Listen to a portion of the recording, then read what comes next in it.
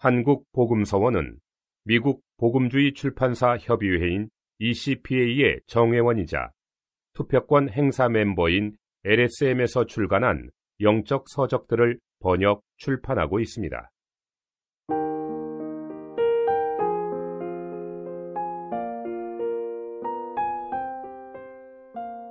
엠마오로 향하는 두 제자의 주님에 대한 인식.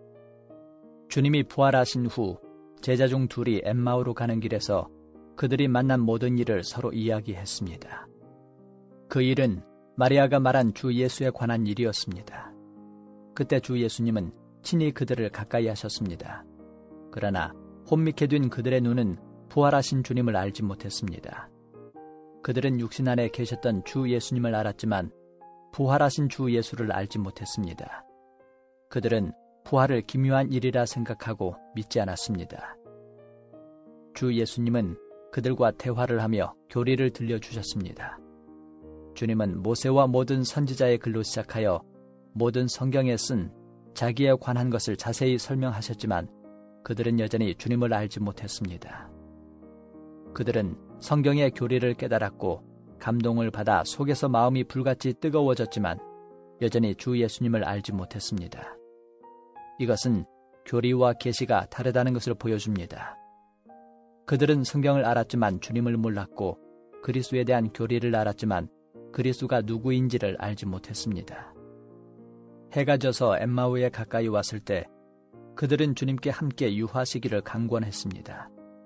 함께 식사를 할 때 예수님이 떡을 그들에게 나누어 줄 때에야 그들의 눈이 밝아져 비로소 그분인지를 알았습니다. 이것은 주 예수에 대한 사람의 지식의 두 종류가 있음을 분명히 보여줍니다. 한 종류의 지식은 성경이 사람에게 보여주는 지식이고 또 한 종류의 지식은 주 예수께서 사람의 눈을 열어줌으로 주어진 지식입니다. 어떤 사람은 성경에 익숙하고 남에게 말해줄 수도 있지만 주 예수를 알지 못합니다. 그러나 어떤 사람은 성경의 교훈을 알 뿐 아니라 주님께서 그의 눈을 뜨게 함으로 주 예수를 압니다. 이 두 가지에는 매우 큰 차이가 있습니다. 우리는 기독교에 성경이 있을 뿐 아니라 개인의 계시도 있다는 것을 알아야 합니다. 사실 성경이 없다면 이 세상에 기독교가 없을 것입니다. 그러나 우리에게 계시가 없으면 우리 개인에게 그리스도가 없다는 것을 기억해야 합니다. 하나님의 자녀들 가운데서의 한 가지 문제는 전수된 지식이 많다는 것입니다. 이러한 지식은 한 사람의 입에서 다른 사람의 귀에 전달되고 한 사람의 머리로 이해한 것이 또 다른 사람의 귀에 전달됩니다. 전수된 지식이기 때문에 모두가 교리요, 교훈뿐입니다. 우리는 성경 지식만 있고 주님을 알지 못하는 것은 아무런 쓸모가 없음을 기억해야 합니다. 엠마오로 향한 두 제자는 벌써부터 성경을 알고 있었습니다. 주님이 길에서 그들과 대화를 갖고 그들에게 성경을 해석해 줄 때 그들의 마음은 뜨거웠지만 여전히 주님을 알지 못했습니다. 주님에 대한 내적 인식만이 참된 인식입니다. 당신은 주님에 대하여 내적 인식을 갖고 있습니까? 7 제자의 주님에 대한 인식. 어느 날 시몬 베드로와 디두모라 하는 도마와 갈릴리 가나 사람 나다나엘과 세베대의 두 아들과 또 다른 제자들이 함께 모였을 때 베드로가 그들에게 나는 물고기 잡으러 가노라 하니 그들도 우리도 함께 가겠다고 말했습니다. 그러나 기묘한 것은 전에 고기를 잡을 줄 알던 사람이 주님을 따르다가 이제 다시 돌아가서 고기를 잡으면 잡히지 않는다는 것입니다. 그들이 하룻밤 내내 고기를 잡았지만 아무것도 잡지 못했습니다. 더 기묘한 것은 날이 밝았을 때 주 예수님이 바닷가에 서셨으나 제자들은 그분이 예수신 줄을 알지 못했다는 것입니다. 사람의 눈으로는 부활한 주 예수를 알 수 없습니다. 베드로나 요한이나 야고보는 항상 주 예수와 함께 있었고 나다나엘은 가장 먼저 주님을 알았었습니다. 도마가 주님의 부활을 의심했었지만 주님은 특별히 그에게 나타나 보이셨습니다. 그러나 그들은 주님을 알지 못했습니다. 제자들에게는 다른 체험이나 다른 능력이 있어야 주님을 알 수 있습니다. 주 예수님이 그들에게 얘들아, 너희에게 고기가 있느냐? 라고 물었을 때 제자들은 없나이다 라고 대답했습니다. 예수님은 그물을 오른편에 던지라. 그리하면 얻으리라 고 말씀하셨습니다. 그들이 그물을 던지자 고기가 많아서 들 수 없게 되었습니다. 그러자 주님의 품 안에 누워 있었던 요한은 주님이신 줄을 알고 베드로에게 주시라고 말했습니다. 시몬 베드로는 주시라는 말을 듣고 겉옷을 두른 후에 바다에 뛰어내렸습니다. 그들은 조금 전에 주님의 음성을 들었고 주님을 보았지만 주님을 알지 못했습니다. 이제 호련히 알게 되었고 기묘하게 알게 되었습니다. 이러한 알미 바로 기독교입니다. 이러한 알문 요동치 않는 내적으로 보고 아는 것이므로 속에 힘이 있습니다. 이러한 알문 베드로에게 새로운 능력을 주었습니다. 그들이 육지에 올라와 보니 숯불이 있었고 그 위에 생선이 놓였고 떡도 있었습니다. 예수님은 와서 조반을 먹으라고 말씀하셨습니다. 제자들 중 한 사람도 당신이 누구요? 라고 감히 묻는 자가 없었습니다. 왜냐하면 그들은 그분이 주님인 줄을 알았기 때문입니다. 당신은 이 말이 모순된다고 느끼지 않습니까?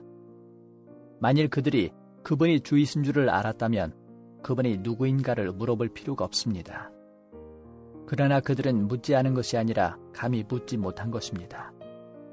감히 묻지 못했다는 것은 모를 뿐 아니라 두려웠기 때문에 감히 묻지 못한 것입니다. 그러나 여기서는 그들 중 감히 당신이 누구냐고 물을 사람이 없었다고 말하고 또한 주신 줄 아는 고로라고 말했습니다. 바꾸어 말하면 그들은 밖으로 알지 못하지만 속으로 안다는 것입니다. 그분이 누구인지를 제자들이 밖으로는 이상하게 생각했지만 속으로는 그분이 주신 줄을 알았습니다. 그분의 모양을 보거나 그분의 음성을 들어도 모르고 머리로는 그분이 누구인가를 물어야 하지만 속으로는 물을 필요 없이 그분이 주신 줄을 안 것입니다. 당신은 주님에 대해서 모른다고 말하면 정말 모르고 분명하다고 말하면 아주 분명한 체험이 있습니까?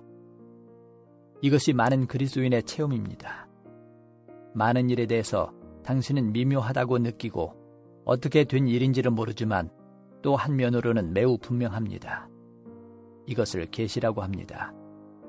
계시는 속에서 분명한 것이요 속에서 아는 것입니다. 그러므로 계시에 따라 행하는 자는 복이 있습니다. 계시에 따라 주님을 아는 자가 복이 있습니다. 오직 이러한 사람만이 주님 앞에서 능력을 얻을 수 있고 주님이 무엇을 하실 수 있는지를 아는 사람입니다. 외적인 지식은 내적인 계시에 대체될 수 없습니다. 우리는 주님에 대하여 내적인 인식을 분명히 가져야 합니다. 당신이 속에서 알 때에는 누구도 당신을 요동케 하지 못합니다. 하나님이 우리에게 눈을 열어주사 우리가 스스로 알 수 없는 것을 알게 하시도록 간구해야 합니다. 우리의 머리와 귀와 눈으로 알 수 있는 것은 육신 안에 계신 주 예수에 불과합니다. 이러한 알문 우리에게 별 쓸모가 없고 별 힘이 되지 않습니다. 참으로 하나님이 그의 아들을 우리 속에 계시하심으로 우리가 속에서 분명해지고 속으로 알고 깨닫고 그분에 대하여 조금도 의심을 갖지 않기를 간구합니다.